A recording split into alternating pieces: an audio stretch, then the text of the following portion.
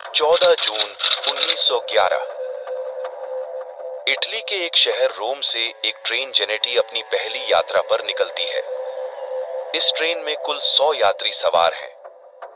यह ट्रेन का पहला ट्रायल है, इसलिए कंपनी अपने प्रचार के लिए और ट्रेन के एक खूबसूरत सफर के लिए सभी यात्रियों की सुख सुविधाओं और खाने पीने का इंतजाम भी की है।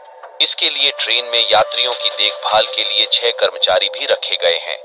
इस प्रकार ट्रेन में कुल 106 यात्री सवार हैं और सभी यात्रियों का वापसी का भी पूरा इंतजाम है। ट्रेन निर्धारित समय पर अपना सफर शुरू कर देती है। ट्रेन में एक इंजन के अलावा 3 डब्बे और होते हैं जिनमें सभी यात्री सफर कर रहे होते हैं। ट्रेन चलते हुए इटली के खूबसूरत रास्तों से होकर गुजरती है। सभी यात्री खूबसूरत नजारों का आनंद लेते हुए यात्रा कर रहे थे। सब कुछ निर्धारित तरीके से चल रहा था, लेकिन कुछ समय बाद ही ट्रेन के रास्ते में एक टनल आता है जिसका नाम लोम्बार्डी टनल था। यह टनल लगभग 1 किलोमीटर लंबी होती है। यह टनल बहुत लंबे समय से इस्तेमाल की जा रही थी, इसलिए इस टनल से गुजरना ट्रेन के लिए कोई खास बात नहीं थी। यह ट्रेन के लिए एक आम रास्ता था। यह ट्रेन टनल के अंदर प्रवेश करती है, लेकिन यह ट्रेन टनल के दूसरे सिरे से बाहर ही नहीं निकलती है और वह ट्रेन इसी टनल के भीतर कहीं खो जाती है। इस घटना से इटली के सभी लोग आश्चर्यचकित रह जाते हैं। एक दिन का समय बीत जाता है, लेकिन उस ट्रेन और 106 यात्रियों का कुछ पता नहीं चलता है। जब कंपनी वालों से ट्रेन के बारे में पूछा जाता है, तो उनके पास केवल यही जानकारी थी कि ट्रेन को आखिरी बार लोम्बार्डी टनल के अंदर जाते हुए देखा गया था। इसके अलावा उनके पास उस ट्रेन के बारे में कोई जानकारी नहीं थी। इसके बाद उस जेनेटी ट्रेन की खबर इटली के राष्ट्रीय अखबारों में छपने लगती है, जिससे वहां की सरकारों को भी इस बारे में जानकारी मिलती है। सभी लोगों को इस बात का आश्चर्य हो रहा था कि केवल 1 किलोमीटर लंबी टनल में इतनी बड़ी ट्रेन 106 यात्रियों के साथ कैसे गायब हो सकती है। ट्रेन कंपनी को लगा कि शायद उस सुरंग में कोई विशाल गड्ढा होगा जिसमें वह ट्रेन गिर गई होगी।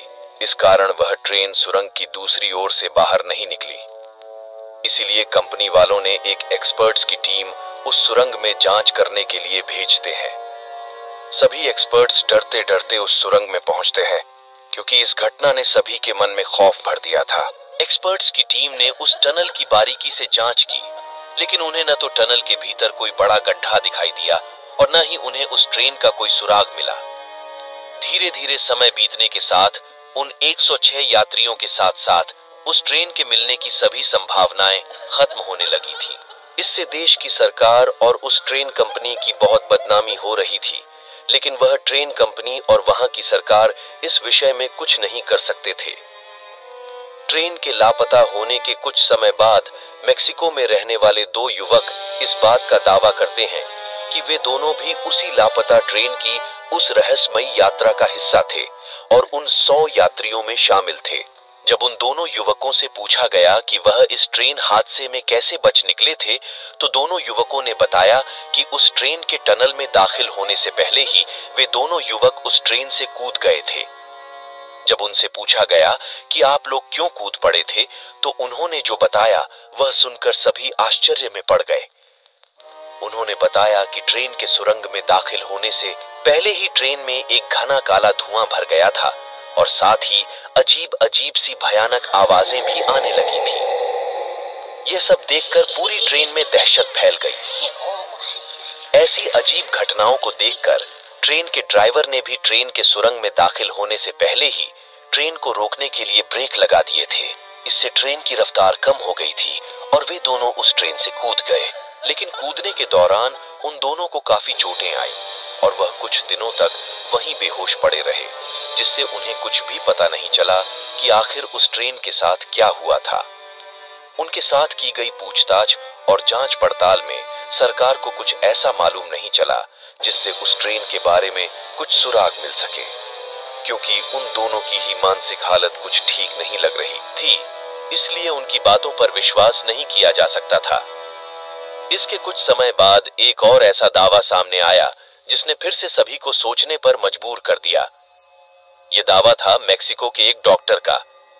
उसने बताया कि इस हादसे के अगले दिन कुल 104 लोग उसके पास इलाज कराने आए थे।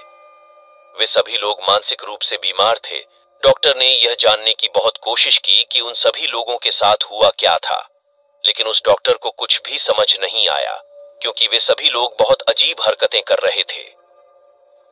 इस दावे पर इटली के लोग भरोसा नहीं कर पा रहे थे, लेकिन जैसा कि डॉक्टर ने कहा था कि कुल 104 लोग थे और पहले दावा करने वाले 2 युवकों को भी इसमें जोड़ दिया जाए, तो यात्रियों की संख्या पूरी 106 हो रही थी। लेकिन अंत में इस दावे से कुछ भी हासिल नहीं हो रहा था। समय के साथ लोग भी इस हादसे को भूलने लगे थे और सभी जांच एजेंसियों ने भी इस विषय में हार मान ली थी, और इसी के साथ यह ट्रेन हादसा एक गहरा राज बनकर रह गया था। लेकिन कुछ वर्षों बाद इस ट्रेन के बारे में कुछ ऐसी बातें सामने आई जिनसे सभी लोग फिर से हैरान हो गए। जैसे कि इस ट्रेन को अलग अलग समय पर अलग अलग जगहों पर देखा जाने लगा, जिसमें रशिया, स्पेन, इटली, मेक्सिको और यूक्रेन के कुछ शहर शामिल थे। इस ट्रेन को देखने वाले सभी लोग ठीक वैसा ही हुलिया बता रहे थे जैसा उस गुमशुदा ट्रेन का था। वही एक इंजन और 3 डब्बों वाली वह ट्रेन सभी को दिखाई देती थी और गायब हो जाती थी। लोगों के इस दावे के बाद एक्सपर्टस ने यह निष्कर्ष निकाला कि शायद वह ट्रेन सुरंग के भीतर किसी प्रकार की समय यात्रा में फंस गई थी और वह कभी सुरंग से बाहर निकली ही नहीं। इसलिए लोगों के द्वारा उस ट्रेन को अलग अलग जगहों पर अलग अलग समय पर देखा जा रहा था। इस प्रकार उस ट्रेन की मिस्ट्री कभी भी सुलझाई नहीं जा सकी और आज भी वह ट्रेन हादसा इटली में एक बहुत बड़ा रहस्य बना हुआ है। दोस्तों, ये कहानी आपको कैसी लगी हमें कमेंट में बताएं। और भी ऐसे रोचक और रहस्यमय कहानियों के लिए चैनल को सब्सक्राइब करें।